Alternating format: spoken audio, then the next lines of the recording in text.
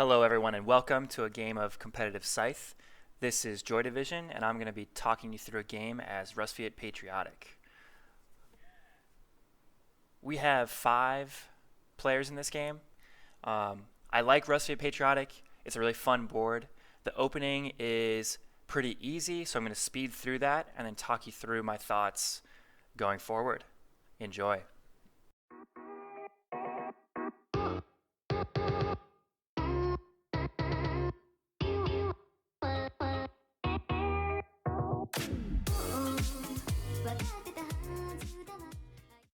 Okay, so here we are. We've produced twice and now we're going to trade. I want to trade for 2 metal so that I have enough to build a mech.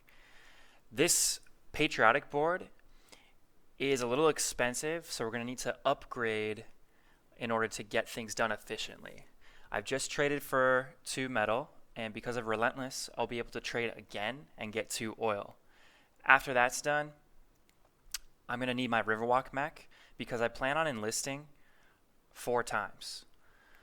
So I stay at 5 workers. I don't want to deal with having 8 costs. Oh wow, Polania just dropped a Riverwalk mech, so we don't even have to be worried about defending our metal. The only player on this board who could interact with us early was Polania, and they chose to go a different route. Nordic Engineering getting their first encounter right now. Engineering is a board that likes to build and upgrade, so that was a pretty good one for them. So back to us, we're trading for that oil, building the mech, then moving, and once we're in that position, we'll be producing a couple times. The plan is to finish, so you always want to think about it in terms of your star plan. You need 6 stars to end the game. If you get your 6 stars, you're more likely to win the game, and our plan here is to get 4 enlistments, 8 workers, and then that 3rd star for us is a flexible one. It can be mechs or it could be power. So whichever one of those we can grab first. And then we're looking to do 2 combats and 1 objective. So looking around the board again, Crimea is doing something interesting. They have 2 workers only, and it's turn 4. So very strange. Not sure why they're going this route. It's still going to be good because it's Crimea. They're pretty efficient, but very interesting. And then even more interesting is Polania. They took probably the worst mech you could ever take in Riverwalk. Polania has some amazing mechs, and that is not one of them. So we don't have to be worried about them for quite a while. But I am interested to see what they'll get off that encounter. Nordic, on the other hand, they're going to make a lot of money. They don't have mechs headed their way, but they're going to be upgrading and building a ton. So I'm thinking we enlist for upgrades pretty soon. Here's our first mech. We need Riverwalk because we need that farm access. And we've got our oil ready so we could move next turn.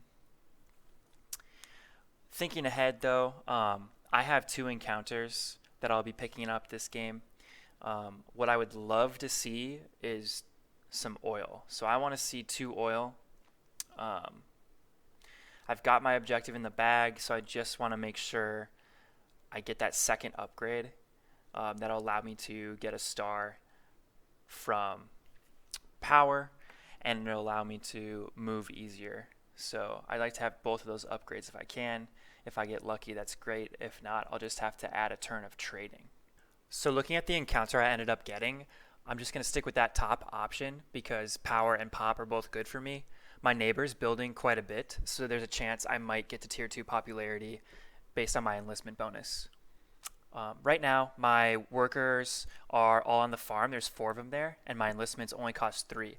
So after 3 produces, I'll have enough food left over to be able to max out my worker count and get my final enlistment in the same turn. So I'm going to speed ahead these next couple turns, but I'm just going to grab some enlistments coming up.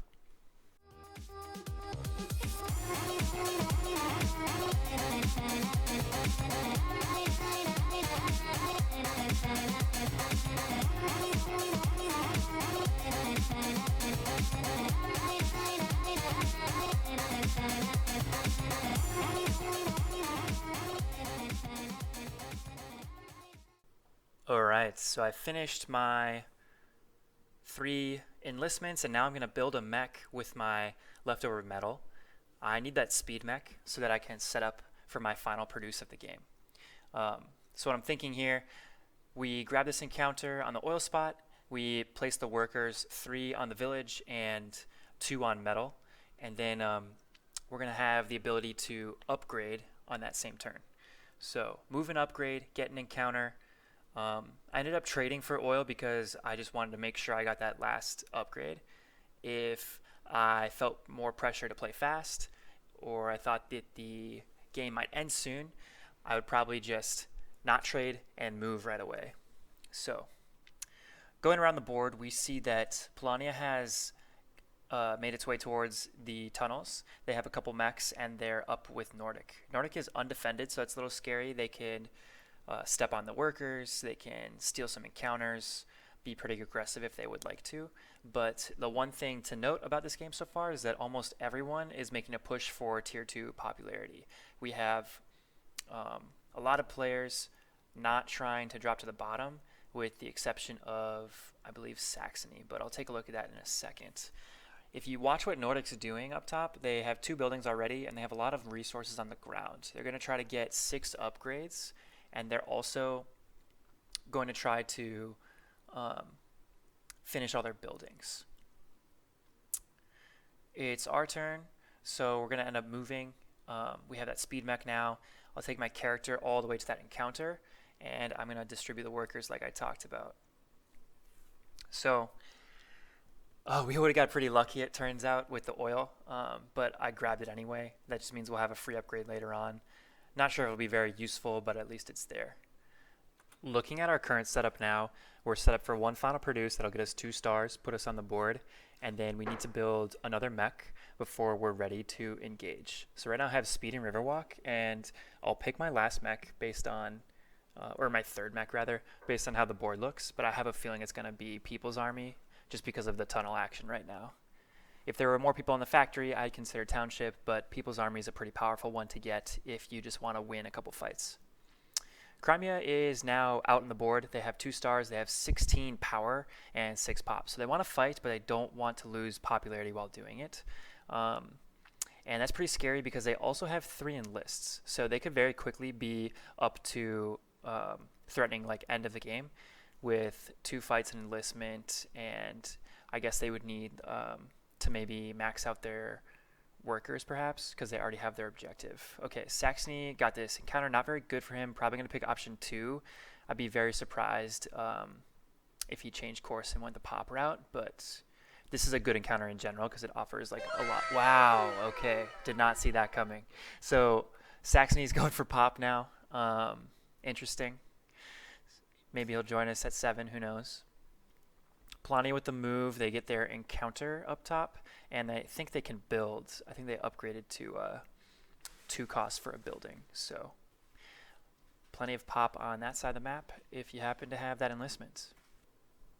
Okay, Polania's moving. They chose to get an encounter. That's great. They also have enough wood to build. Maybe they'll make a move towards the factory, occupy it, put some workers in the way. That would be a good move with Crimea position like that. Instead, they choose to consolidate. Okay, good encounter for them, except they only have enough space for 1 building right now, so they can't pick option 2. If they do, they'll have nowhere to build. So they pick option 1, which is not bad, but you'd love to get that building for 3 cost if you could. So a little bit of a bummer there for them. They decide to go with their monument. Nordic looks like a bolster. Yeah, because they have the wood there. Okay, so they build a mine.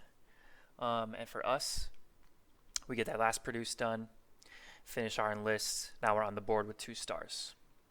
Crimea is kind of consolidated there in that village, which is pretty dangerous because they have access to tunnels and the factory, and nobody's stopping them. So we're going to have to deal with them if we want to win this game in the next few rounds. Back to us. We're going to bolster to build that 3rd mech. That's going to be People's Army. That gets us the power star as well. I'm choosing People's Army because I want to outnumber my opponents on tunnels. I want to be able to win multiple combats in one turn, and that's the most efficient way to do it. No one's on the factory. I am not trapped, so Township really isn't appealing to me. We have that coin lead. We've got 16 power, and with 3 stars, we are just 2 fights and an objective away from the win here. Looking at Polania, oh, we see move. This could be something.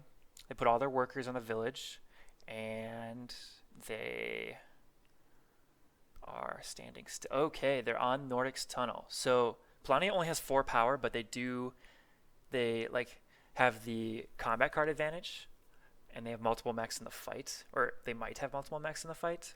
So what they really want to have happen here is just spend a couple cards and win without spending any power. You want Nordic to spend all the power, and if they're going to win, they have to like do it at a cost. You don't want to be dropping lower than you already are in terms of power. So we'll see they end up throwing. Oh gosh, that is not good. Okay, so Polania is officially a sitting duck and kind of free for the pickings. You're really happy if you're Saxony. You've got some free combats if you're, Crimea, myself. That was not maybe the best move by them. But they do pick up an encounter, and they're further into Nordic's territory. So hopefully that doesn't bite us. We've got a lot of people right at 6 pop. Polania's at 7. And Nordic with the produce. So tough to not have seaworthy or speed if you're them. All right, we've got to start moving. So we're going to get on some tunnels here and spread out the workers. We need 3 villages, so I'm going to lock those in by sending them up all the way up top. We have 2 out of 3 right now.